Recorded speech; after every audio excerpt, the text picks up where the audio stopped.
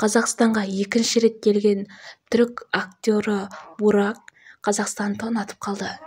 Қазақстанның қаласы өте ыстық екенін тағы да өз дәлелімен айтып шықты. Оны видеосында көресіздер.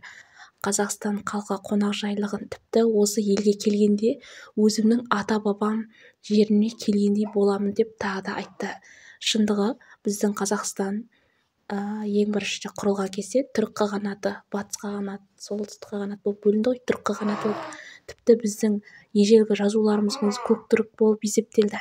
Сол үшін бекен бұл түрік актері Қазақстанда Қызыл кілем, яғни Қорқыт Атаның Қызыл кілем кино индустриясы саласынан жүріп өту үшін ғана келген. Қаншама жұмысын, уақытын бөліп Қазақстанға тағы келді. Бұл үшін рахмет айтамыз түрік актеріне.